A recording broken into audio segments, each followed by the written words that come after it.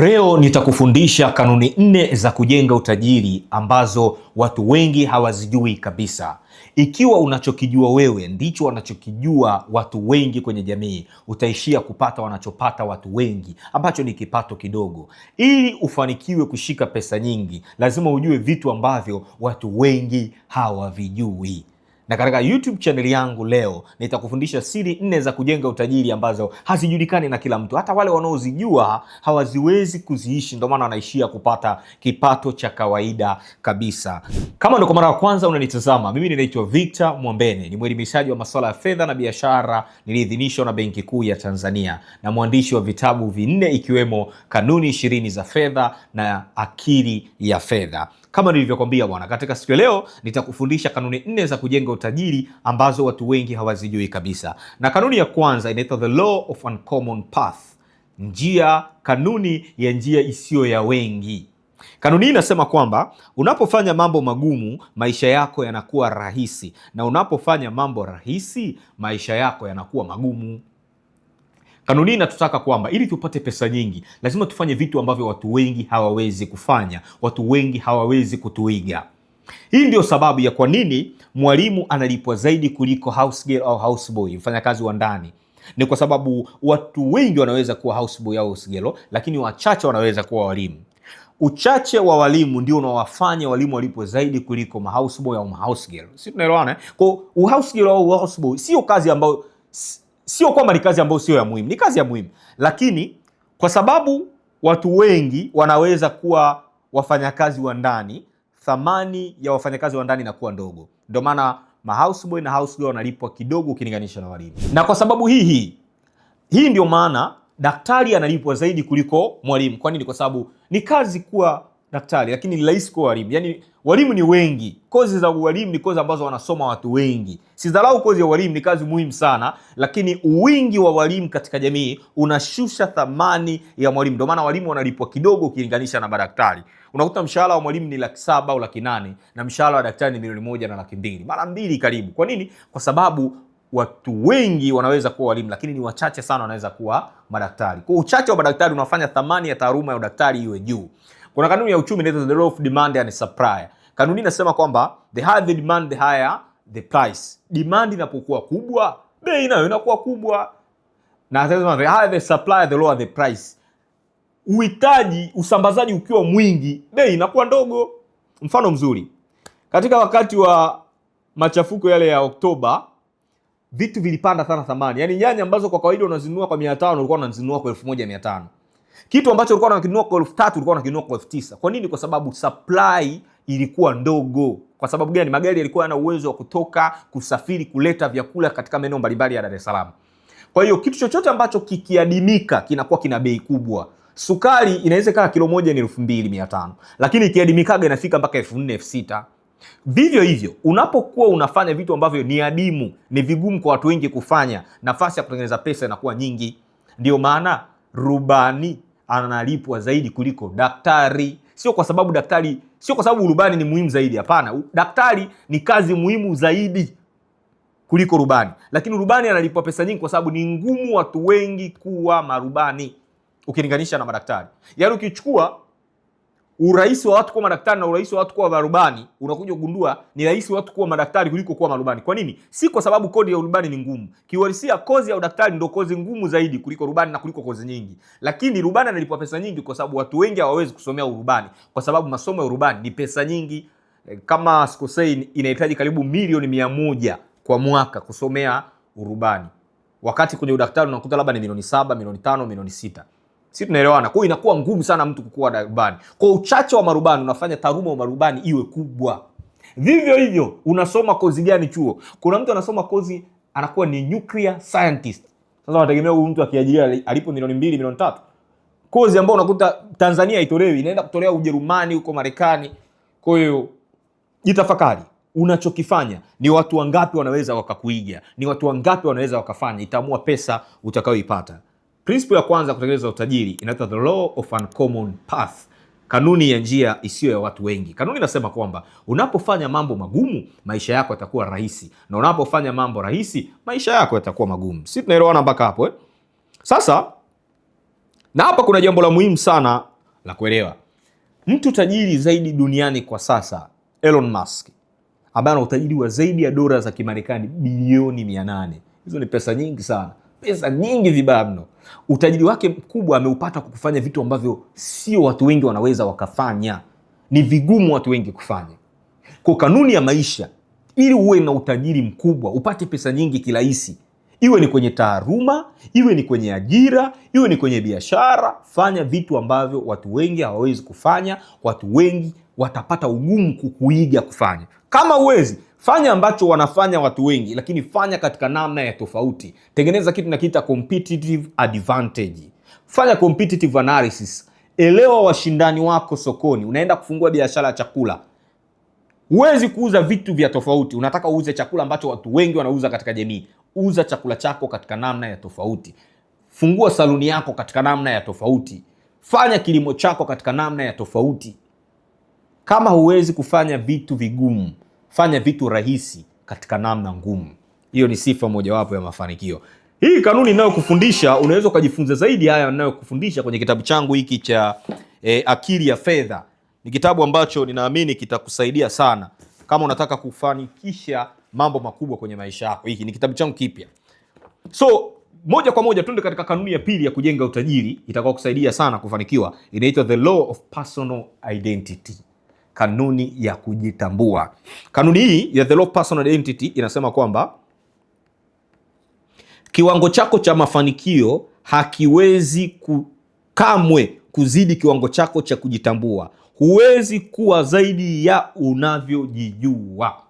The law of personal identity inasema hivi: kiwango chako cha mafanikio hakiwezi kamwe kuzidi kiwango chako cha kujitambua. Huwezi kuwa zaidi ya unavyojijua.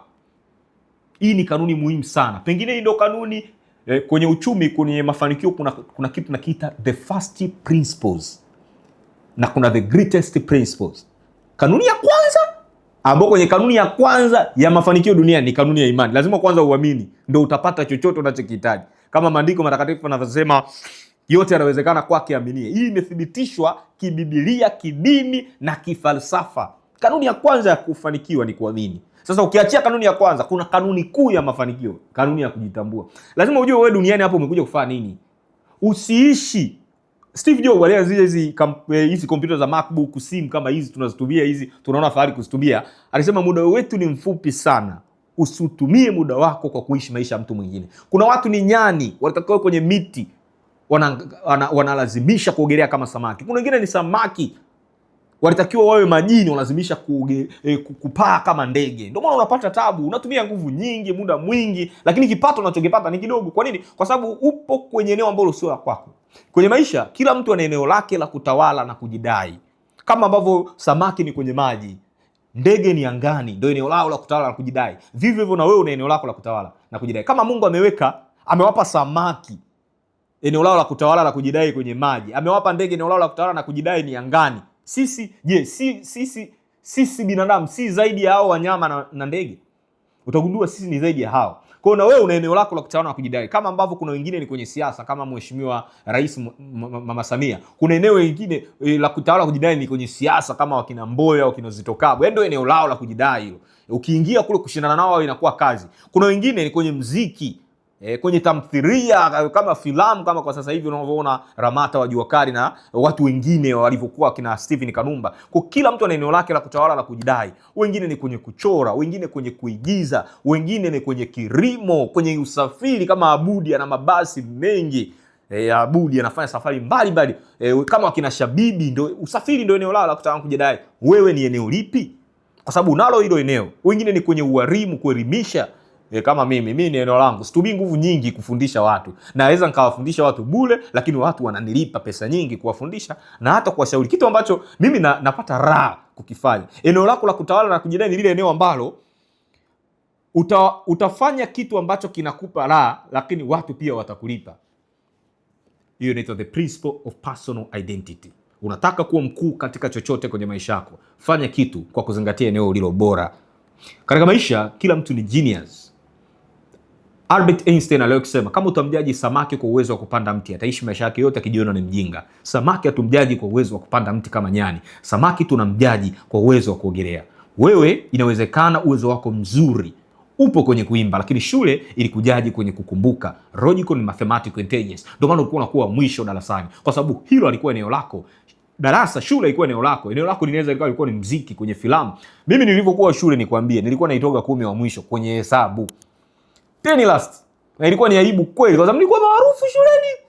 Nilikuwa kiongozi wa dini kwenye shule yangu ya sekondari, nilikuwa swila. Lakini 10 wa mwisho kwenye hesabu, nilikuwa naitwa sana. Kuna siku nilijiambia, wakati nilioptishwa masomo ya science, physics na chemistry. By the way, physics mimi niliopti mwenyewe form 3, niliiachisha mwenyewe. Ndoto yangu kubwa ilikuwa kuwa mwana science. Nisimwangushe mzazi wangu kama ambavyo na wewe ilikuwa hivyo. Naamini hata na wewe unanisikiliza, uko na ndoto aidha kuwa rubani au daktari. Lakini ndoto zetu zilikwama kutokana na hayakuwa ni maeneo yetu, wengi wetu. Kwa mimi nilikuwa na ndoto ya kuwa mwana science kama ambavyo watu wengi tulikuwa na ndoto hizo, daktari, rubani au mtu fulani kwenye jamii. Lakini na mzazi wangu alitamani niwe hivyo.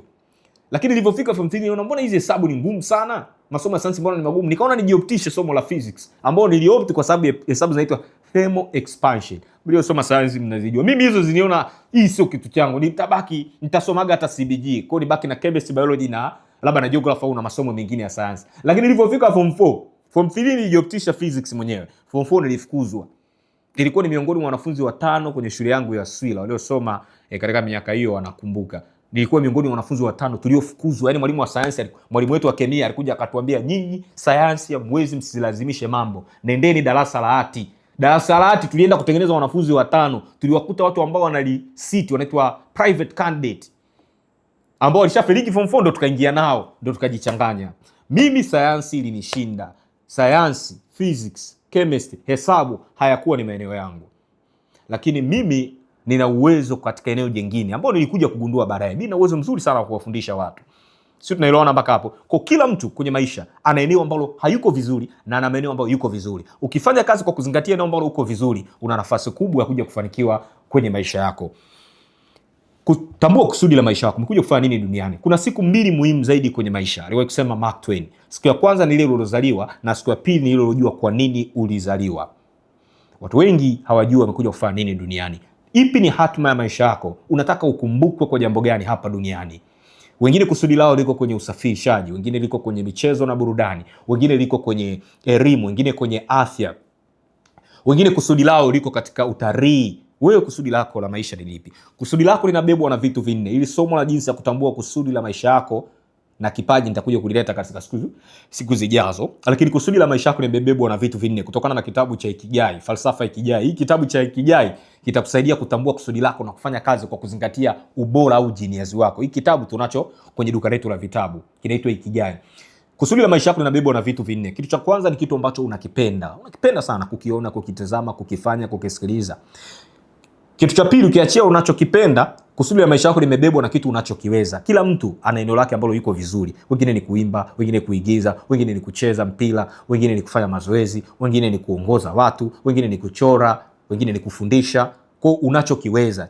Kwanza unachokipenda, pili unachokiweza, tatu ambacho dunia inakihitaji. Kusudi lako limebebwa na kitu ambacho dunia inakihitaji. 4, kitu ambacho dunia iko tayari kulipia pesa. Sio vitu vyote ambavyo dunia inahitaji watu wako tayari kulipia pesa. Fanya vitu kwa kuzingatia hivi vitu 4. Ili somo nitakuja kukuletea katika siku zijazo. Hii the principle of personal identity ni principle muhimu sana. Kuna watu ni samaki walitakiwa wawe majini, wanalazimisha kupaa kama ndege. Kuna wengine ni nyani walitakiwa kwenye miti, wanalazimisha kuogelea kama samaki. Ndio maana hawafanikiwi. Unatumia muda mwingi, nguvu nyingi, lakini unachokipata kiendani na juhudi na muda uliowekeza. Kwa sababu pengine unafanya kazi kinyume na uwezo wako. Kila mtu ni genius katika eneo fulani. Katika kitabu changu hiki nimeeleza jinsi ya kutambua kipaji chako, nimeeleza jinsi ya kutambua ugenius wako. Nimeeleza kuna aina 8 za ugenius. Nimeeleza kuna aina 8 za ugenius humu kama zilivyoandikwa katika kitabu kinaitwa Frames of Mind, Theory of Multiple Intelligence. Nimezieleza aina 8 za ugenius na nimeeleza kwamba kila mtu ana aina 1 au 2 za ugenius. Kwa soma hii kitabu kama unataka kugundua kipaji chako, unataka kugundua wewe uko bora zaidi kwenye eneo lipi, umeumbwa kufanya nini, soma hiki kitabu cha Nguvu ya Kujua.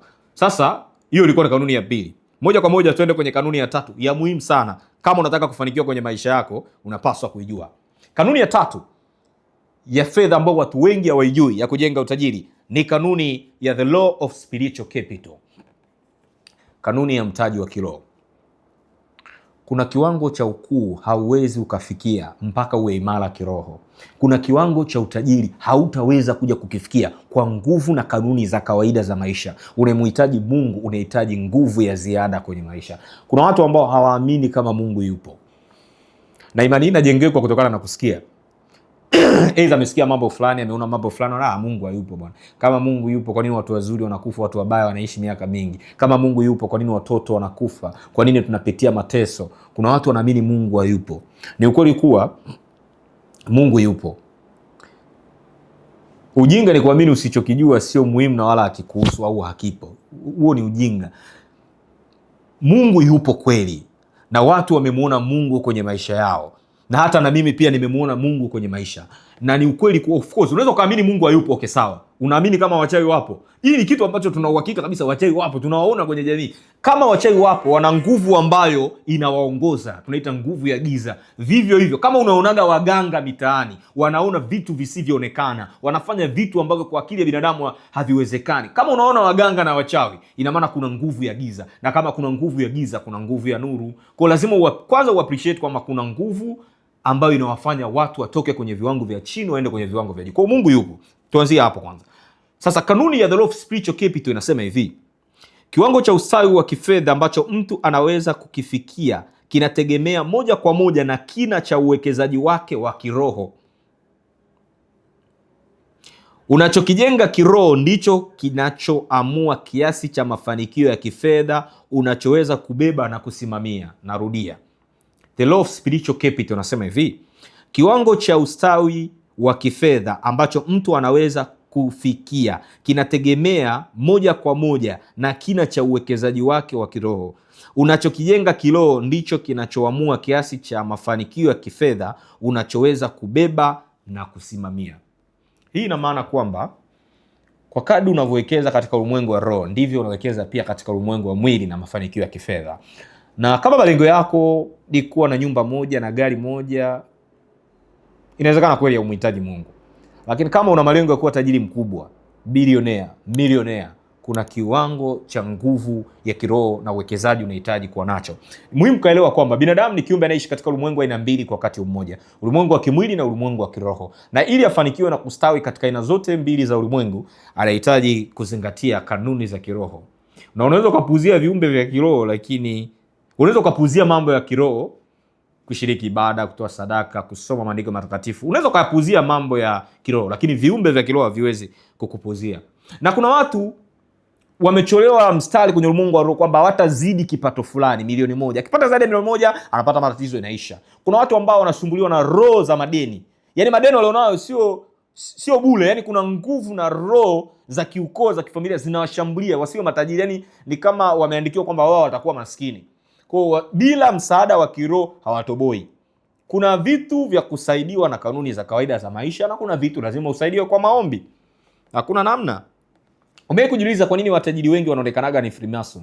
Dhana hii haijaja bure ya watu wengi matajiri kuonekana kama ni wafuasi wa shetani. Ni kweli kabisa, watu wote matajiri, hasa wale wa viwango vya juu, ni watu ambao wamewekeza sana kiroho. Utofauti ni kwamba wapo ambao wamewekeza kwa nguvu za giza, wengine wamewekeza kwa nguvu za nuru, yani kwa nguvu za Mungu, wengine kwa shetani. Wameamua kuwa wafuasi wa shetani, wanataka shortcut. Umeona eh? Kwa hilo ndo ni jambo ambalo linawatofautisha. Na hata maisha ya kupige vipi, usijaribu kutafuta utajiri kwa njia ya manyoka ya mashetani. Hata waganga wenyewe wastaki hizo pesa. Sisi tunaelewana eh? Kwa sababu wanajua zina madhara kwa kiasi gani. Kwa hiyo sasa ukisoma maandiko matakatifu katika Kumbukumbu la Torati 8:18 tunajifunza kwamba bali mkumbuke Bwana Mungu wako, maana ndiye akupae nguvu za kupata utajiri. Hapa tunajifunza kwamba Mungu ndo anatoa nguvu za kupata utajiri. Na kuna watu wamepata utajiri wengi kwa nguvu za Mungu, kwa nguvu za miujiza. Kuna watu wamepata mitaji ya biashara, mwomba Mungu amepata kwa miujiza. Kuna wengine wamepata kazi kwa muujiza. Sio, tunaelewana eh? Kwa hiyo ni jambo ambalo unapaswa kulielewa. Mwisho nikupe tips 2 au 3 ambazo zitakusaidia kukua kiroho na kiuchumi. Ya kwanza, jitahidi kusoma maandiko matakatifu. Maandiko matakatifu nasema watu wangu wanaangamizwa kwa kukosa maarifa. Unahitaji maarifa ya kifedha na unahitaji pia maarifa ya kiroho, kusoma Biblia au Qur'an kwa wale Waislamu. Sisi tunaelewana mpaka hapo? Kusoma neno la Mungu, ujue ahadi za Mungu kiuchumi, kiafya na kwenye maeneo mengine. Kwa unahitaji maarifa mpendwa. Na adui namba moja wa binadamu ni ujinga na sio shetani kama ambavyo watu wengi wanafahamu. Yaani ujinga ndo adui namba moja wa binadamu na wala si shetani.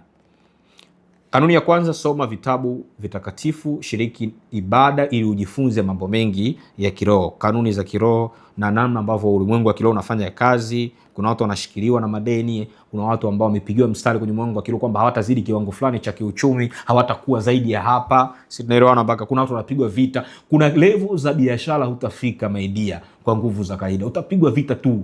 Umefungua kampuni ya mabasi imekuwa makubwa, unaanza kuiba wateja wa makampuni mengine ya mabasi. Mtu lazima kupige vita tu, udondoke, kampuni yako ife ili wale wateja wako waje kuwa wateja wake. Umefungua biashara ya mgahawa wa chakula, mtu anakupiga vita ulimwengu wa roho, anatoa sadaka mbalimbali, either ni kwa Mungu wake harari au ni kwa shetani, anatoa masadaka ili aibe wateja wako. Biashara ni vita kweli ndugu yangu. Tunahitaji kuwekeza. So kanuni ya kwanza, tafuta maarifa ya kifedha na ya kiroho. Kanuni ya pili, jenga utamaduni wa kusaidia yatima. Maandiko matakatifu yanasema amhurumiaye maskini anamkopesha Bwana naye atamlipa kwa fadhila hizo. Penda kufanya biashara na Mungu. Saidia wasiojiweza, yatima, wajane, wagonjwa hospitalini. Umepewa na wewe saidia wengine. Mimi huwa na mtindo wa kwenda kuwarisha watoto wanaoraraga barabarani pale Ubungo. Kama na wewe una pesa, umepata pesa, hauhitaji pesa nyingi. Ukiwa na 200,000, 300,000 unaweza kuwarisha watoto 20, 30, 50. Unakuwa umefanya biashara kumkopesha Mungu. Mungu amesema tumjaribu kwa kutoa sadaka, kwa kumkopesha, kwa kusaidia watu. Kwa na wewe fanya hivyo, naye Mungu atakuwa na sababu ya kukubariki kuwa na kipato kikubwa zaidi, kwa sababu anajua kipato chako kikiongezeka utasaidia watu wengi zaidi. Magonjwa hospitalini, watoto yatima, wale watoto wa barabarani ambao ni hawana makazi ya kudumu. Jenga utamaduni huo wa kusaidia. Hata tarehe 1 ya mwaka huu ya mwezi wa kwanza nilipika wali nyama pilau, nilipika pilau nyama, nikanunua na soda na ndizi na matunda mbalimbali, nikaenda kuwalisha watoto zaidi ya 110. Kwa hiyo unaweza kufanya hivyo siku za sikukuu, siku za kawaida. Unaweza kunitafuta mimi nikakupa mwongozo wa kuwafikia watoto. Utaenda mwenyewe wala uhitaji kunitumia pesa. Wahurumie maskini, utamkopesha Mungu naye atakukumbuka. Dini zote duniani zinasisitiza upendo. Haijalishi wewe ni Muislamu, Kristo, Mbudha, Mpanjabi, wewe sio ni Myahudi, dini zote ni upendo. Na upendo ndio lugha ambayo Mungu ametusisitiza katika kanuni zile za kibiblia. Kwa hiyo hilo nadhani litakusaidia sana. Na uzuri ni kwamba kuna principle inaitwa the principle reciprocity principle. Unapofanya mambo mema, kuna watu nao watakulipa mema. Sisi tunaelewana mpaka hapo So hiyo ni kanuni ya pili, toa. Toa sadaka. Sadaka sio kanisani tu na kwenye nyumba za ibada. Sadaka pia ni kuhurumia maskini, wagonjwa wa hospitalini, kuna watu bili zimewashinda, wajane, yatima na wale vijana wanaorara barabarani kama wale wa Ubungo. Wengi wako na miaka 12 mpaka 16. Wanaoshaga magari, mkiwa mnapita Ubungo nadhani mtakuwa unaona, na wako maeneo mbalimbali ya Dar es Salaam, Arusha, Mbeya na majiji yote.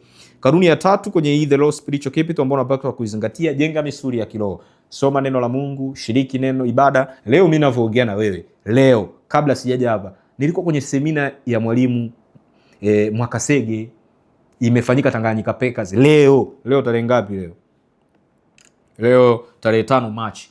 Ipo leo, kesho na kesho kutwa. Kwa hiyo nina mpango wa kushiriki hiyo semina leo, nimeshiriki, nitashiriki kesho na kesho kutwa. Inaanza saa 9 mpaka saa 12. Naenda kumsikiliza mwalimu wa neno la Mungu mbobevu. Tunajifunza hapa. Na leo jambo kubwa nililojifunza ni kwamba anayesamehewa dhambi nyingi ndio anayempenda zaidi Mungu.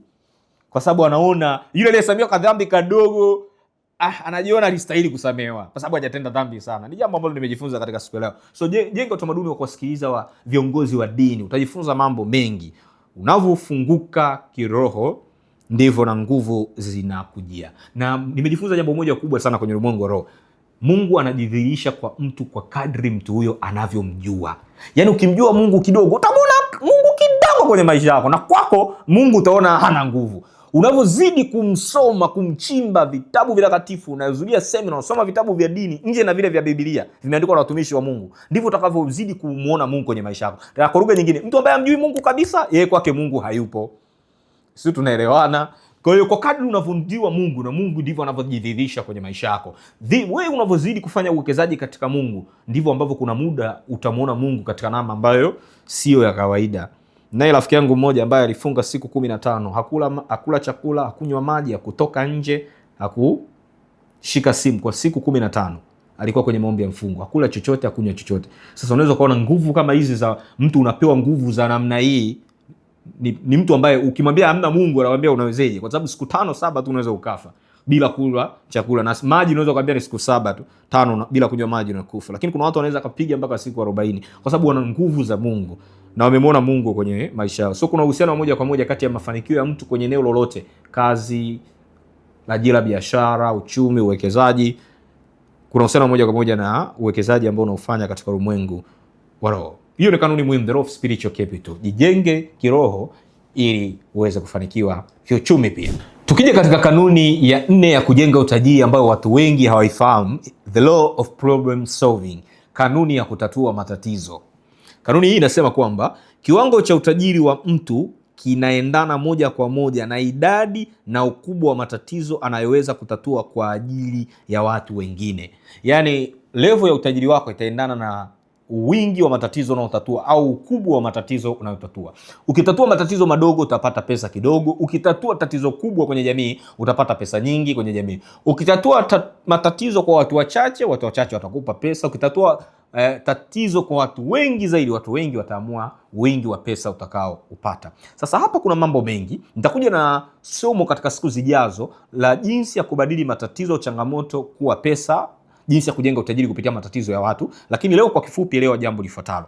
Jambo la kwanza, ili ufanikiwe kufanikiwa sana kifedha, tatua matatizo ambayo watu wengi hawawezi kuyatatua. Ni kwa namna gani ni ngumu kukuta watu wengine wanatatua tatizo unalotatua? Tunakuja kwenye ile concept ya mwanzo, the law of uncommon path, kanuni ya njia isiyo ya wengi. Unapotatua tatizo ambalo ni rahisi kutatulika kwenye jamii, wapo watu wengi wanalitatua, utapata pesa kidogo tu, kwa sababu pesa zile mtagawana na wale watu wengine kwenye jamii. Lakini ukitatua tatizo ambalo Tanzania nzima huko mwenyewe, utapata pesa nyingi sana, kwa sababu huna competition. Sisi tunaelewana mpaka hapa. Kuna principle moja kwenye market tunaita the blue ocean strategies. Kwa aim kwenda kwenye sehemu ambayo hampo wengi. Ushindani upo kwenye kufanya vitu vya watu wengi. Unapofanya vitu ambavyo watu wengi hawezi kufanya, ushindani unakuwa mdogo. Sisi tunaelewana. So tatua matatizo ambayo ni kazi kwa watu wengine kutatua kwenye jamii, kama tulivyojifunza the law of uncommon path. Sisi tunaelewana mpaka tukatoa mfano ule wa mwalimu na daktari, tukatoa daktari na rubani. Sisi tunaelewana. Kwa hiyo ni vitu ambavyo ni muhimu sana ukavielewa. Tatua matatizo magumu, achana kutatua matatizo rahisi. Kama unatatua matatizo rahisi, tatua katika namna ngumu. Hayo matatizo rahisi unaotatua yatatue katika namna ngumu.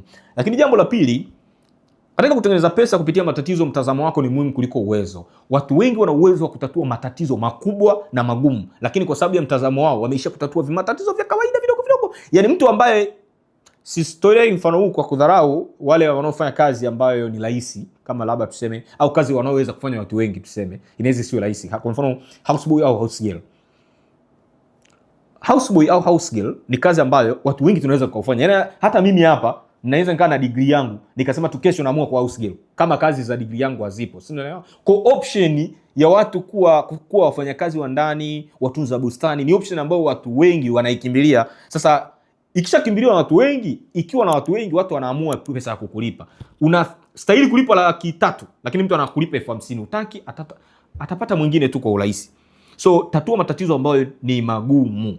Usitatue matatizo ambayo watu wengi wanaweza kutatua. Mfano, unaweza ukawa ni houseboy housegirl, lakini ukawa houseboy housegirl wa tofauti na ukalipa 700,000, 500,000. Kwa nini? Kwa sababu ukajiongeza.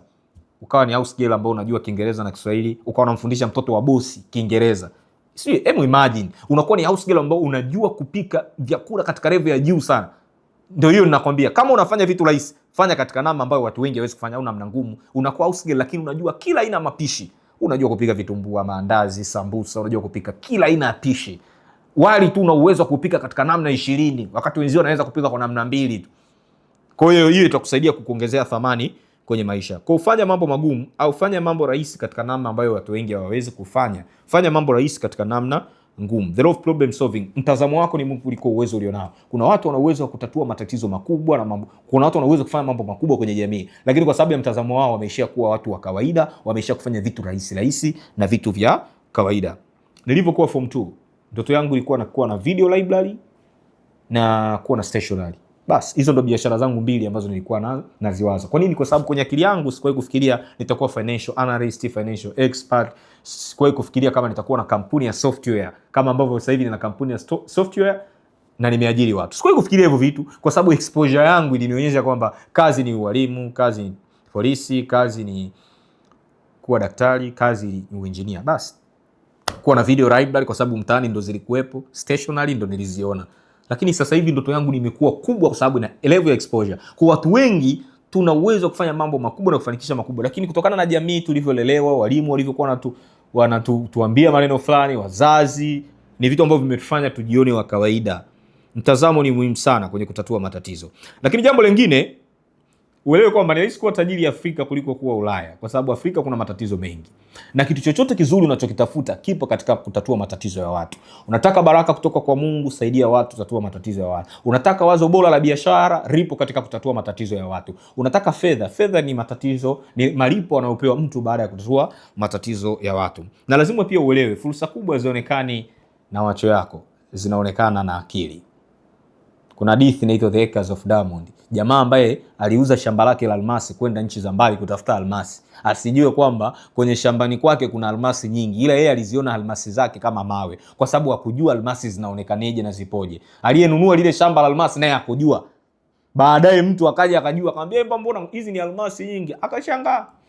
Watu wengi hawazioni fursa kwa sababu anategemea kuziona fursa kwa macho badala ya akili. Ifundishe akili yako, jifunze mambo mengi. Soma vitabu vya masuala ya mafanikio kama hiki, Akili ya Fedha. Kitakupa akili ya kujua kwamba tatizo wanalolikimbia watu wengi kwenye jamii yako ndio limeshikilia ubilionea wako, limeshikilia umilionea wako. So hilo ni jambo la muhimu sana. Na hapa niongee jambo la mwisho muhimu zaidi. Katika kutatua matatizo, mpendwa, kuna kitu kimoja tunakiita scalability. Itaamua utafanikiwa kwa viwango vya aina gani. Scalability. Kwenye hii principle kuna law inaitwa the law of scalable solution. Na hii ndio sababu principle inaeleza kwa nini daktari hata upambane vipi uweze kuja kulipwa milioni 100 kwa mwezi. Mwalimu uweze kulipwa milioni 100 kwa mwezi. Hata upambane vipi kwa sababu ya the law of scalable solution. Iko hivi. Ni kwa namna gani unaweza ukawafikia watu wengi katika solution unayoitoa katika jamii. Itaamua utajiri utakaopata. Mwalimu, mimi by the way ni mwalimu by professional kabisa kutoka Chuo Kikuu cha Dar es Salaam. Mwalimu mmoja anafundisha watoto 40 kwenye darasa kwa muda wa mwaka mzima. Atafundisha labda madarasa mawili, form 2 na form 3. Kwa ukijumlisha wale wanafunzi 40 na wale 40 wengine wanakuwa ni wanafunzi 80. Kwa mwaka mzima atafundisha wanafunzi 80. Sasa ili mwalimu awe tajiri lazima elimu yake, ujuzi na taaluma yake aweze kuiathiri kwa watu wengi, sio 40 80 kwa mwaka mzima. Aweze kuwafikia watu 1000, 5000, 10000. Anawezeje? Anaweza kaandika vitabu. Kuna kitabu cha geography ambacho tunakijua, yani nchi nzima tumekisoma. Nadhani ni cha Msabila. By the way sijarudi shuleni muda mrefu sijafundisha kwa sababu kuna vitu sikumbuki. Cha Msabila nadhani yule jamaa. Ameandika kitabu cha geography kinasomeka nchi nzima. Kwa yule jamaa lazima hela atakuwa nazo. Kwa nini? Kwa sababu ya the law of scalable solution. Ametoa solution kwa watu wengi. Hakuwa mwalimu tu wa wanafunzi 50 100 kwa mwaka mzima. Daktari, mwalimu pia unaweza kaamua kufundisha online na zile course ukaziuza online na wazazi wakawalipiwa, ukawa ni mwalimu wa wanafunzi zaidi ya 1000. Unajua kwa nini mimi nilisomea ualimu wa history na geography? Sikufundisha history na geography shuleni sio kwa sababu sikupata tu ajira. Niliundua kama nataka kujenga utajiri, nilielewa the law of uncommon path. Nifanye vitu ambavyo watu wengi hawawezi kufanya. Ndio maana nikaamua kuwa mwalimu wa fedha na biashara badala ya kuwa mwalimu wa history na geography. Nilijua nikiwa mwalimu wa fedha na biashara itakuwa rahisi zaidi. Na ni kweli. Kwa sasa hivi natengeneza pesa ambayo ninajua mwalimu yoyote wa private hawezi kuipata pesa ninayoipata mimi. Kwa nini? Kwa sababu ya the principle of uncommon path. Nafanya vitu ambavyo watu wengi hawezi kufanya. So demand yangu imekuwa kubwa. Na training mikoani. Wiki iliyopita nimetoka kufanya training Dodoma. Na watu wananilipa pesa ambayo ni nyingi. Yaani pesa ninayolipwa mimi kufundisha saa moja ni mshahara wa mwalimu wa mwezi mzima. Naipata kwa saa hilo moja tu. Kwa nini? Kwa sababu nilielewa the law of uncommon path na principle the law of scalable solution. Kwenye the scalable solution ni kwamba mimi nimeamua kuwa mwalimu wa maelfu. Ninavyoongea na wewe video zangu zimetazamwa na watu zaidi ya milioni 5 Tanzania. Na katika watu hao milioni 5 kuna wengine wamenilipa pesa kwa kununua vitabu vyangu, kwa kuingia kwenye madarasa yangu online, na wengine nimeenda kuwafundishia wafanyakazi wao au nimeenda kufundisha ofisini kwao. The law of scalable solution. Ni kwa namna gani? Skills product yako inaweza ikawafikia watu wengi, itaamua utajiri utakao upata. Asante sana kwa kunisikiliza mpaka kwa wakati huu. Kama una ndoto ya kujenga utajiri kwenye maisha yako, tafadhali soma hiki kitabu. Ninakuhakikishia hautabaki kama ulivyo. Nimeandika kitabu kwa kutumia nguvu nyingi sana. Nimejifunza kwa mabilionea wakubwa Tanzania, Mohamed Dewji, wakina Baresa, mabilionea wakubwa duniani, wakina Warren Buffett, wakina Jeff Bezos, wakina Bill Gates na wakina Elon Musk. Nimeandika kitabu hiki kutokana na mafunzo niliyopata kwa watu wengi duniani. Hiki ni 20,000 tu na ndio hiki ni 25,000. Ndio kitabu changu kipya. Kinaeleza mbinu za kutoka kwenye umaskini na kujenga utajiri wa kudumu. Lakini pia nimeandika vitabu vingine kama hiki kinaitwa Kanuni 20 za Fedha, ni shilingi 20,000. Kinaeleza misingi ya kutengeneza, kutunza na kuwekeza fedha kwa usahihi. Nimeandika pia kitabu cha jinsi ya kuanzisha na kukuza biashara. Unataka kufanya biashara itakayoisha hata baada ya kuondoka duniani, soma kitabu hiki. Pia nimeandika kitabu cha Nguvu ya Kujua. Kinaeleza mambo 16 unayopaswa kuyajua na kuzingatia ili uweze kufanikiwa. Asante sana kwa kunisikiliza mpaka wakati huu. Tafadhali usiache kusubscribe na kubonyeza alama kengele ili wa kwanza kupata taarifa ninapowekea somo jipya. Na unaposubscribe unanitia moyo wa kutengeneza masomo kama haya mengi. Kwa tafadhali usiache kusubscribe, kulike na niachie kwenye comment yako unatamani kujifunza nini katika siku zijazo. Na zaidi pia, kama wewe ni mfanyabiashara, kwa sasa bwana, tuna mfumo ambao utakusaidia kusimamia biashara yako kidigitali kwa njia ya smartphone au kwa njia ya kompyuta yako. Zama za kurekodi mauzo, matumizi, stoku kupitia madaftari na Excel, hizo zama zimepitwa na wakati. Kwa sasa hivi unaweza kutumia mfumo wetu unaitwa Biashara Soft kusimamia biashara yako popote pale ulipo nchini Tanzania. Hata kama hujafika dukani au ofisini kwako, unajua kinachoendelea kupitia application yetu, kupitia mfumo wetu. Mfumo wetu utakuonyesha bidhaa ikikaribia kuisha, mfumo utakutumia message. Bidhaa ikiisha, mfumo utakuonyesha bidhaa zilizoisha. Mfumo pia utakuonyesha bidhaa zinazotoka sana, yani fast moving product, na mfumo pia utakuonyesha bidhaa ambazo hazitoki sana, slow moving items. Na mfumo pia utakuonyesha bidhaa zenye faida kubwa na bidhaa ambazo hazina faida. Mfumo pia utakuonyesha ukuaji wa biashara yako katika kipindi cha miezi 6 cha mwaka, na utaona. Na mfumo pia utakuonyesha royal customer, wateja ambao wamechangia pesa kubwa kwako tangu aanze kununua, wateja ambao wananunua kwako sana kwa kujirudia. Mfumo utakuonyesha wateja wa namna hiyo. Kupitia mfumo wetu unaweza ukasajili users, ukamsajili mfanyakazi, ukasema huyu labda atarekodi bidhaa, atarekodi mauzo, lakini hataona faida, hata waona supplier. Kwa hiyo una hizo user permissions. Ni mifumo ya kusimamia biashara na ni mifumo ya kusimamia kampuni. Kwa hiyo kama una biashara, hata kama biashara yako ni kadogo, unahitaji mfumo wetu. Ni rahisi sana kutumia, hauhitaji ujuzi wa kiuhasibu, na uko katika lugha ya Kiingereza na Kiswahili. Uwe Mwanza, Dar es Salaam, uwe Kigoma, uwe Lindi, popote pale ulipo. Piga namba za simu unazoziona katika skrini kupata mfumo huu au kupata vitabu au kupata huduma yangu yoyote, iwe ni consultation, ushauri kwenye masuala ya fedha na biashara, au iwe ni kwenye training, kitaji training kwa ajili ya masuala haya. Asante sana kwa kunisikiliza. Mungu akubariki sana. Nifuatilie kwenye mitandao yote ya kijamii kwa jina la Victor Mwambene. Instagram Victor Mwambene, TikTok Victor Mwambene, Facebook Victor Mwambene.